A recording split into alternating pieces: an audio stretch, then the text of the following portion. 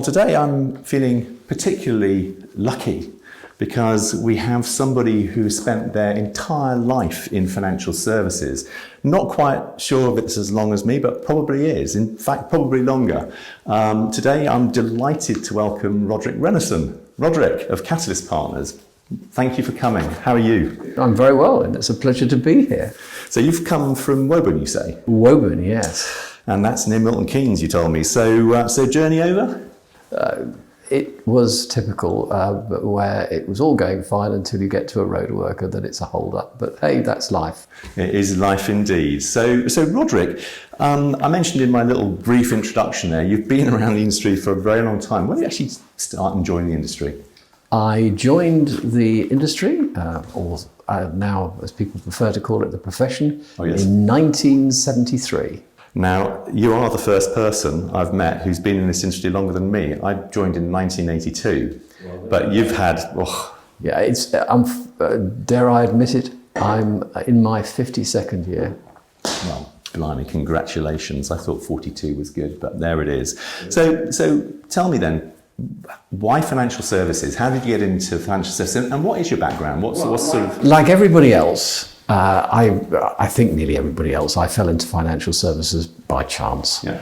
I was sitting, waiting for my father to collect me from the airport. I'd been in school in Northern Ireland, sitting in Heathrow Airport, Terminal 1, on something like the, 10th of July, 1973. I'd left school, I was waiting for my A-level results. I was reading the Evening News, which is now a defunct paper. I went into the Evening Standard, yep. And I was looking for a summer job so that I wouldn't be sponging off my father right the way through university. And there was a little box advert and said, do you want to earn £200 PW? And I thought, £200 a week, that's fantastic.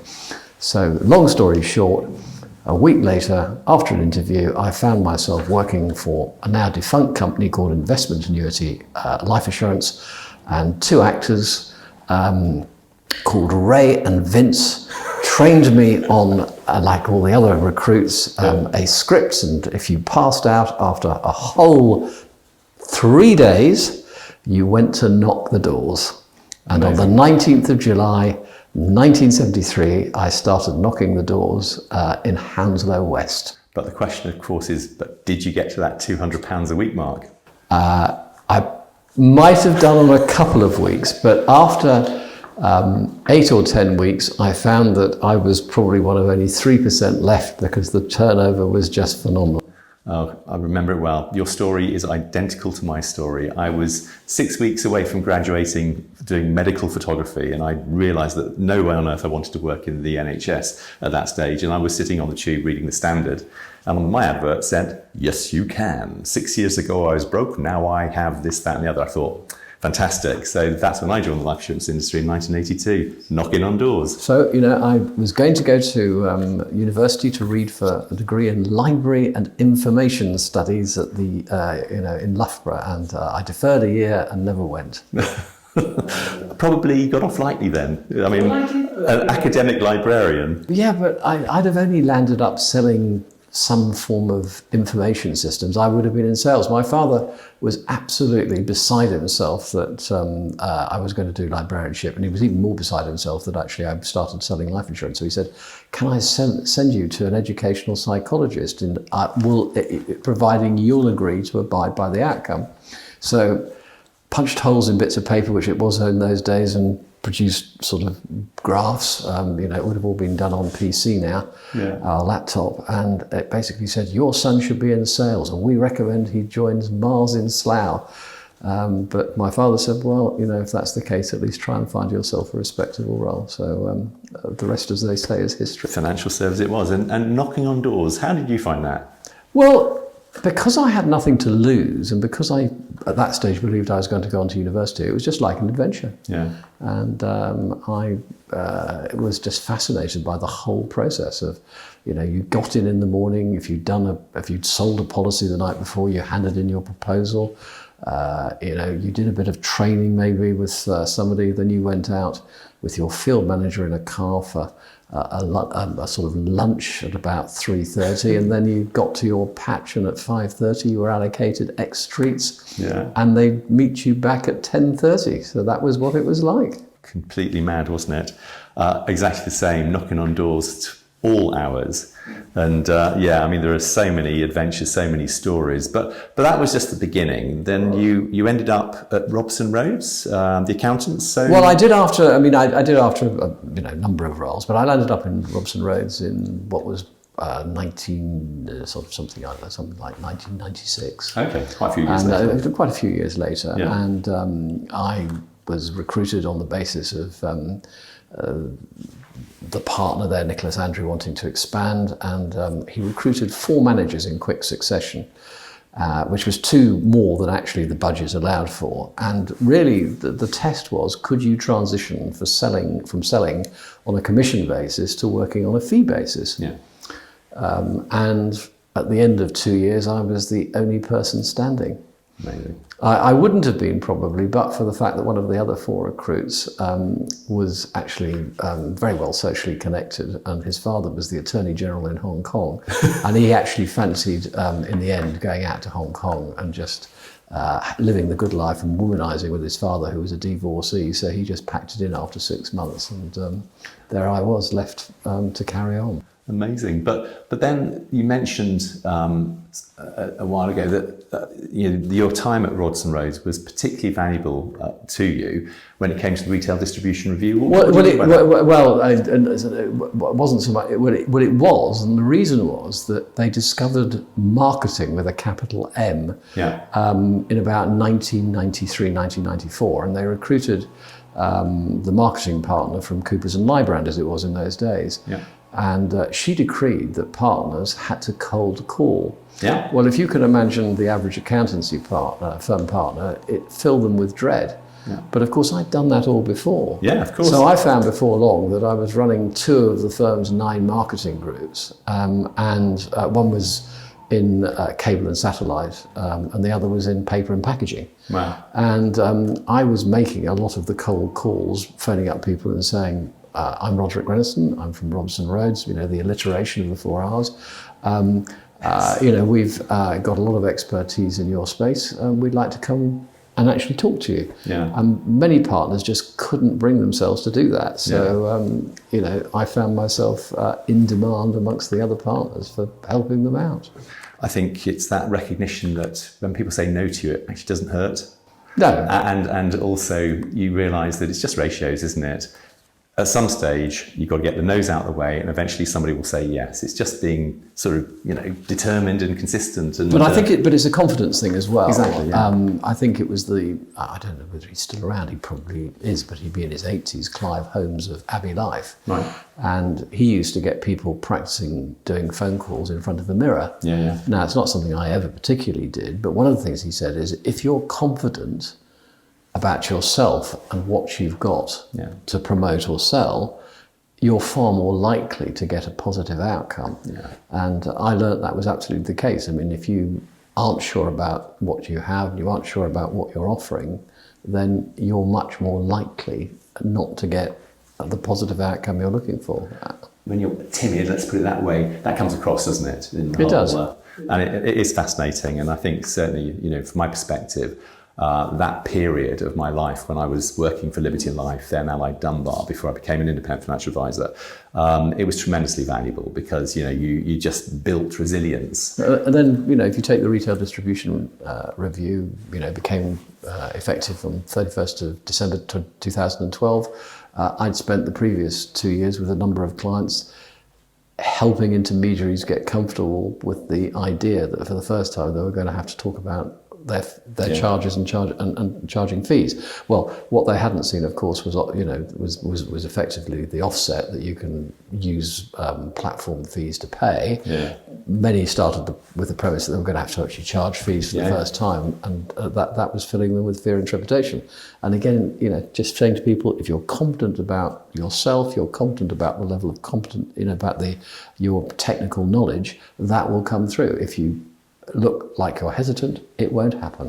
And it's about belief, isn't it? I mean, it is about I think the important, the important thing is actually believing that what you have to offer your clients is going to add value to them, their life.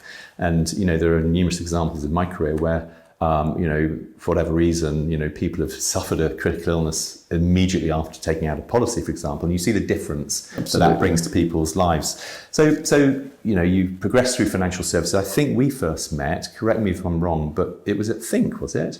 It was. Taylor Harkin Incorporated. Yeah, amazing.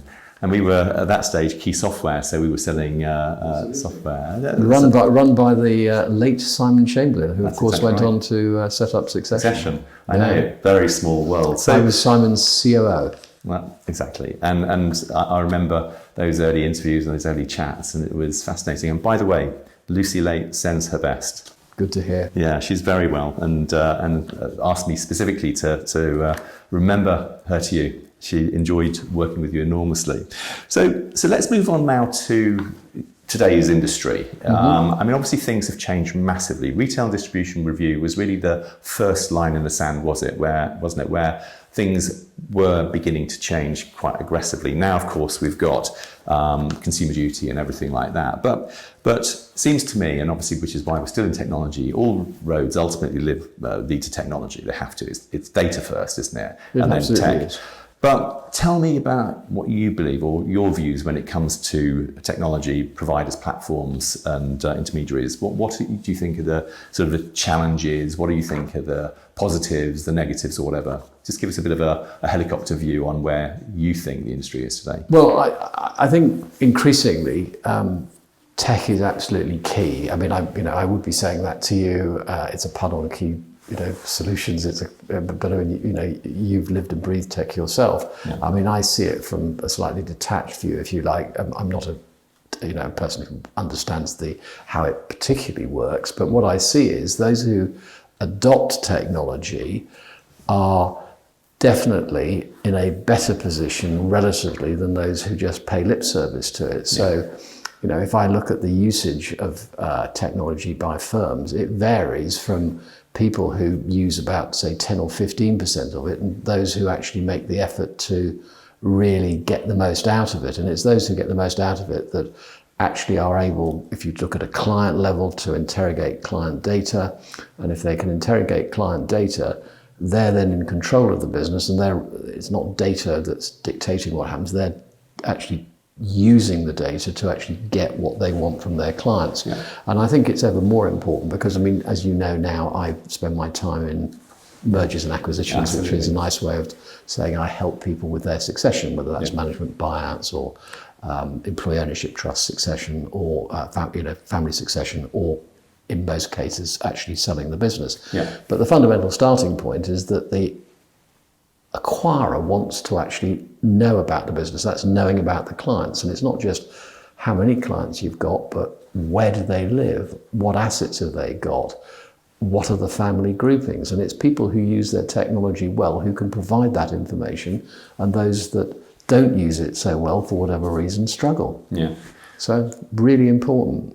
I completely agree. I think our industry is in a bit of an interesting place though, because if you think about it, most firms are using technology that was launched in the early noughties. The most popular system in market was launched in 2003. And again, of course, it was supporting a completely different business model. It was the pre-RDR business model.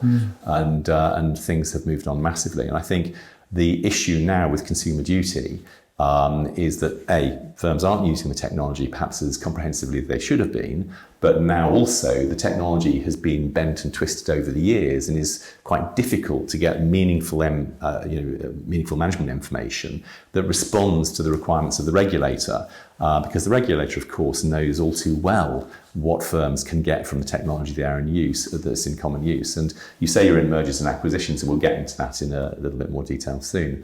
But there's been a lot of consolidation going on with firms obviously hoovering up other firms, PE-backed consolidators. And of course, they FCA are a natural target for the regulator, aren't they? But if the regulator knows the systems they're using and knows the limitations of the systems, they're exposed. And I think this is something that we're very, very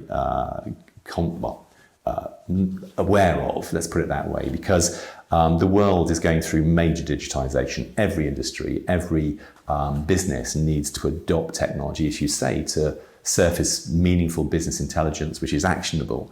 And we don't see that really becoming, people are becoming aware of it. And how do you think firms will respond or react to the need to become very much more digitally engaged? What's your view? Well, my view is that actually Consumer Duty, and particularly the focus that the FCA have had on advice reviews, has really brought it into very stark contrast. We all know that about 20 firms were written to by the FCA as part of the process, mainly firms who the FCA believed had done quite a number of acquisitions, and they were asked to go back 6 or 7 years. Now, if you've, in some cases, bought, say, 60, 70 businesses, as a few of the really large acquirers had, and you're then said, well, show us the evidence of the reviews that had been done over 6 or 7 years, even if you had a single system that you bought, where the firms you bought were all on the same system, would you have the data going back 6 or 7 years? I spoke to one chief exec and who said, he had to spend 2 months running around completely adapting what his sources were to be able to satisfy the regulator. Now, he didn't get into a 166. He was one of the successful ones, but others have fallen into it because, of course, they just can't provide the evidence, and the FCA have decided that they want an independent person's review. Yeah. And it's now the first question that most buyers will ask. Have you got evidence of how you've conducted your annual compliance reviews going back over the last 6 or 7 years? And it's technology that is the solution to being able to demonstrate that. And that is absolutely right. And that's why, obviously, we're very excited about the next phase of Time for Advice, because we're sitting on as you know, a very modern client relationship management technology called Microsoft Dynamics that sits at the heart of the client's own platform, their Dataverse and Power Platform. So there's a lot going to be coming along, obviously not for this interview, but there's a lot of change happening, and we're very excited about how we can help the industry in many ways build a more successful, sustainable industry and increase value. But obviously there's a lot of concern, I suppose, about the average age of an advisor. We've got intermediaries that started in the industry probably not quite before you, but maybe my time. Some did. Some did, absolutely. But is that a worry? Is that an issue for the industry, do you think? Well, I think the biggest concern, I think, is the advice gap in terms of how you service the needs of the population as a whole. And the advice gap has definitely got wider over the years. I mean, somebody was remarking yesterday in a conference I was at that in something like, was it 1989, there were 200,000 advisors. Exactly. There are now, some would say there's as few as 23,000, some would say there's 30,000, but let's take the optimistic number, there's 30,000. The average age of those advisors, people actively discuss this, but the most common age is thought to be 57. Yeah, about right. And the concern is that what you can see from the statistics that the FCA produce is that people are bowing out at quite a rate. So the question is, what's happening? I'm a bit more optimistic than most, because I think actually there's a number of businesses that have been very successful with their advising academies. So we're seeing quite a lot of new people come in. And I think also what you're seeing is new firms being set up, often as displacement activity, because you find advisors in a firm that get bought, they haven't been party to the equity and they haven't had the benefit of it. So some of them decide to go and set their own businesses up. So, you look at some networks and they're expanding actually quite fast at the moment because they've got people wanting to join who are just setting up in business. And the reason they're joining networks is it's simpler than trying to get direct authorization, which is now more challenging.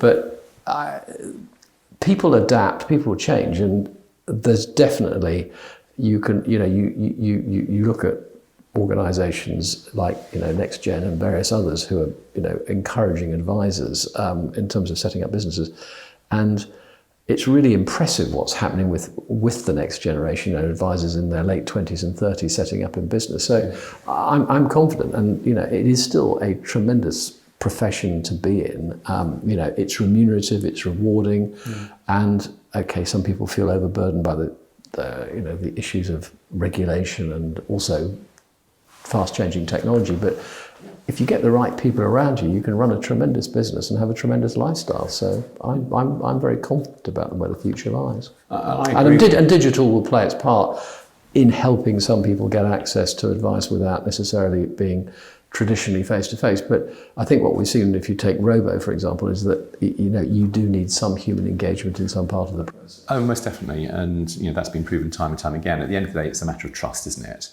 People do business with people. But I think you're right. I mean, it's an incredibly rewarding experience. And I think the key thing is not getting too stuck in a mindset of this is how we work. It's exploring different ways of delivering service, but compatible with what the client is looking for at their stage in life. Absolutely. I've had interesting conversations. In fact, Matt Lonsdale was sitting in your chair not so long ago. He works for Davies Consultancy, and he was talking about how firms need to change radically. The ratio of one advisor to 100 clients just doesn't stack up, especially with as a result of consumer duty, fee compression happens. So if your fee revenue drops by half, then you've got to double the ratio from advisor to clients. And if you're going to do that, because that's going to be bloody hard work, well, why not try and aim for something like 500 clients per advisor? And what does that mean in terms of developing more dynamic service propositions and services that you offer, where somebody might need a high touch, high level of engagement, personal service in the early stages of a relationship, but then drop down to something which is pretty reactive for a period before maybe a life event happens. And it's being sensitive to maybe these different services that can be provided and different levels of time committed to each, which means you can actually spread the load a little bit better. And again, technology will help aid that process, because of course then you can begin to introduce greater automation, better ways of engaging with clients. I mean, obviously digital now has changed everything. COVID has changed everything, people's acceptance of digital. So it's all there. It just is really how firms can reorganize themselves and refocus on the sort of businesses they want to run. And I guess one of the things that is important there is the recognition of value. But what do clients value from the advice process, and what do shareholders of businesses providing services, how do they get value? So what's the sort of the main thrust there to enable? Well, for me, it's, you look at any of the studies, whether they're academic or otherwise, but what clients value, in my experience, is access. Yeah. And they may not, as you rightly say, need access at all times, but they need to feel comfortable the person's there. So the firms that are most successful, in my view, are ones which actually listen to their clients. They actually do regular reviews and actually ask clients what they want, as opposed to assume.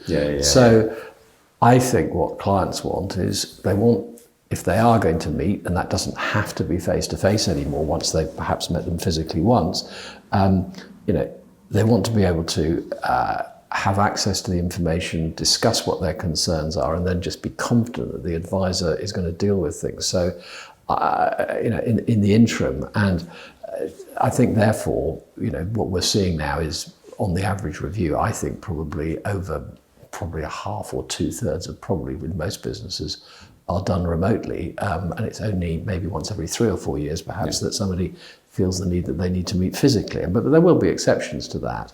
So I think that for me is one change we've seen, and that's been, I think, as you rightly say, accelerated by COVID. For example, in our business now, we would conduct probably 60 to 70% of our initial meetings would be acquirers and vendors remotely. We would always, before COVID, have done that face to face. So that's just a more efficient use of time. Definitely. I think it's also making sure that clients actually understand how to use the technology in terms of, whether it's completing a fact find or accessing the information. And well, I think we still see too often, I'm sure you'd agree, that people make assumptions about what clients know and what they can use and how they use it. And I think it's the firms that make an effort to actually make the technology as accessible as possible that are going to succeed more relative to others than just assume the clients will adapt to it. So that for me is quite a big issue, and it's only a minority of firms, I think, that have really tackled that. I completely agree, and it's something that we talk about all the time, actually. You're right, firms don't ask their clients what they value about the service they're receiving. And as you say, as a consequence of that, they assume too much. And they assume that they do want that annual review religiously and face-to-face and blah, blah, blah, when actually, Well, they have to have the annual review, but the question is how they get it. That's how they get it and how it's delivered. Yeah. And, also asking clients about, simple things, doing surveys, are you happy with our service and would you recommend us to your friends? Those firms that go one step further and have a client council or a client sort of group that, alternates with different clients with different views. I think that's also valuable. Yeah. But now we've seen some firms move on to what is now perhaps called, I think, Financial Planning 3.0. Okay. Which is, where it's not just about the financial planning and it's not just about lifestyle, but it's bringing clients together and doing activity. So it's as much about saying, if I've got clients who are interested in music or the theatre, can I run something for them? They then bring their friends along, and it's a form of marketing. But it becomes a community, and so that the firm becomes attractive in its own right as someone that really, it relates to its clients, but not just purely about boring old financial planning. It's just taken as a given. And firms like that I think stand to do very well in the coming years. I think it's fascinating. It's putting the personal face on it, isn't it? As you say, it's building those relationships, and those relationships will be sustainable because then, of course, if you've got a happy client, they'll be telling and say, does your advisor do that? And they say, no, come and meet mine. Absolutely, and that's. And you're dealing with a lot of firms now. I mean, you let's now talk about Catalyst Partners and what you do within Catalyst Partners, because of course there's been an enormous amount of mergers and acquisitions activity over the course of the last few years, really, and beyond. And there's been a lot of change as well as a consequence of that in a number of areas. And of course, when interest rates went up, that had a pretty big impact. So tell us about, firstly, Catalyst, what you do, why you're different, but also your take on where the market is, was, and where it is today. Well, Catalyst is 4 individuals, of which I'm one. Yeah. All 4 of us have run financial planning businesses. Yeah. So we can relate. Yeah. 3 of us have been financial planners. The 4th, we don't hold it against him, is a chartered accountant. Oh, wow. But he ran a financial planning business, very successful one, Torquil Clark, that's John Chapman, in Coventry back in the day. Yeah. What we do is we work in pairs, but I think probably one of the main areas of distinction compared to other so-called perceived competitors is that we are, in the jargon of the trade, sell-side mandated, which in simple terms means that we look to get paid by the client because we want to be the agent of the client. We don't choose to be paid by the buyer. Okay. And so your main focus is helping firms sell? The main focus is helping them. I think the starting point is succession. So what is going to actually deliver what they want for their succession? Is it a management buyout? Yeah. Is it maybe setting up an employee ownership trust where we do the initial part and then hand over to lawyers? Is it family succession? It could be that actually it's the people parting company and going their own ways and setting up 2 firms, and we've found that before now. Yeah. But for many people, it will be a sale because they get to a point where they wake up one morning and they just, for a variety of reasons, whether it's overburdening legislation, whether it's ill health, whether it's a divorce that perhaps has driven the need to realise assets, they want to sell. So then the question is, what do they then want to do with their lives afterwards, which we think is fundamentally important. We want to really understand what the the client's motivation is, Yeah. rather than just rushing into saying, oh, right, let's make introductions. And then it's, what are their red lines, their grey lines, their white lines? What must they have? What's absolutely vital? What do they want to have? And what's a nice to have?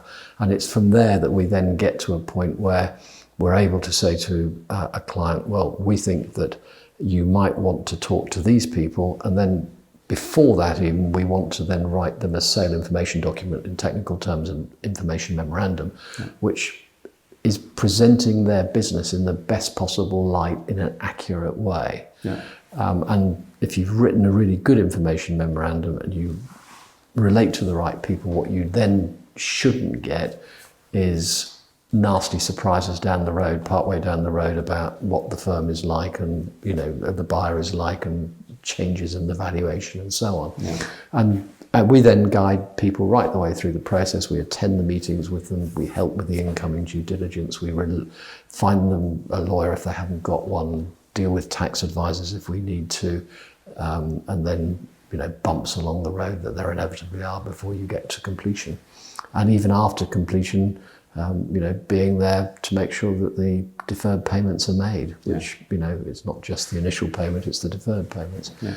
But it's really being there, and the relationship is lasting typically between, say, 9 and 15 months, depending on how long a transaction takes. So again, for us, it's personal chemistry that's important too. Can we relate to the client? Can the client relate to us? Because it's going to be a pretty close relationship for a period of time. And, our motivation is getting the best possible outcome for the client. So I've sold 2 businesses. Okay.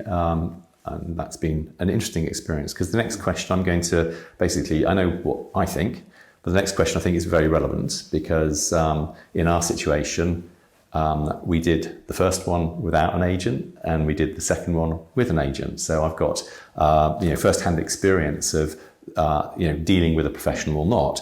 But from your perspective, what is or could be the difference between, say, me as a business owner being approached by somebody directly and managing that process personally, or, for example, because, look, let's be honest, Roderic, you're not going to be cheap, are you? You're going to be quite reassuringly expensive, I'm sure. But, why should I pay you a massive fee to do something I could do for myself, say? Well, I think, I look at that from a number of different perspectives. First, anecdotal statistic. Over a third of our new client referrals come from firms that have tried to sell unsuccessfully at least once, and sometimes 2 or 3 times. Yeah. That's number one. Anecdotally, I can also say that I consistently meet people who have done the process themselves, and some have actually, whether by luck or good judgment, had a good outcome, but there's been a good few that have been very unhappy with it. Yeah. But the other way I turn it around is, if I'm a financial planner and I expect my clients to value what I do, why wouldn't I value paying somebody a fee? So my view is, by all means, assess Catalyst against other people that might help you, take references, and then you will decide, depending on what you need, how much you like the 2 partners, because it will always be 2 partners in front of you. Do you want to use those 2 partners or somebody else? Now, we don't naturally want it to be somebody else, but if it is somebody else, we think that's better than nobody else, providing those people are competent. Yeah. And it might be that your mentor in the process is another principal in a firm that's sold himself or herself 2 or 3 years ago. Yeah. That's better. But it's also the Donald Rumsfeld thing of the known unknowns and the unknown unknowns. And what we can do is often deal with the last 5 or 10% that makes the difference between a really successful outcome, which is why on some occasions we work with people who actually already have a buyer, but they pay us a fee to hold their hand through the process, to reduce that other great statistic, which is that 70% of all transactions don't deliver lasting value for the buyer and often lead to disappointment by the seller. Yeah. And what we're trying to do is to make sure that our clients fall into the 30%, not the 70%. Yeah, absolutely. And to answer my question about our own experience, the first time we sold our first software company, we didn't take professional advice or have somebody like you to guide us through that process. And I guess we were just naive. You know, we were sort of flattered by the approach from a FTSE 30 business and thought, yeah, why not? Let's do it. And it was a really interesting experience and altogether unsatisfactory as it happened. The second time round, we got a gentleman called Ray Barrett, actually, who ran an agency in Oxford called Kinetics.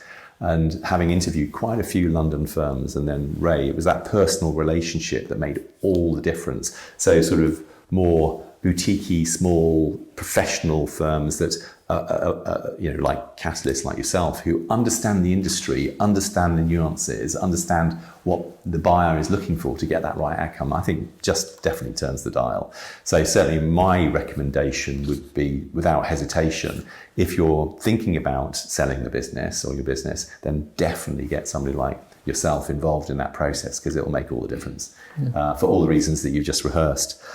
So Roderic, after 52 years, you said, in financial services. It's frightening, isn't it? Yes. Where did it go, huh? Yeah, where did it go? I know, it's just mad. What drives you? Why are you still doing it, for goodness sake? Well, because I enjoy it. I get a buzz out of it. I enjoy I enjoy the intellectual challenge. No two deals are ever the same. I like dealing with people. Yeah. I like the three guys I work with. I mean, you know, we work in a very collegiate way. We're all different. All of us are doing it not because we have to, but because we want to, which is a really great way to be. And I'm just always fascinated about what the future for the profession holds. And, you know, for at least the next few years, I'd like to be a part of that. I mean, I may not be working quite as much of the time, or, you know, quite as hard, if my three partners will let me do certain things, and I'm sure they will. But no, for the moment, it's, you know, we are in an environment where we're looking at a budget. You know, what will the outcome be? I'm not going to say that scaremonger and say it's all going to be terrible, but it's adapting to that change and then finding solutions for people that work for them. And, you know, for me, I still get a buzz out of that. Roderic Rennison, thank you very much indeed. It's been fascinating talking to you today. It's been a pleasure. Thank you. Thanks.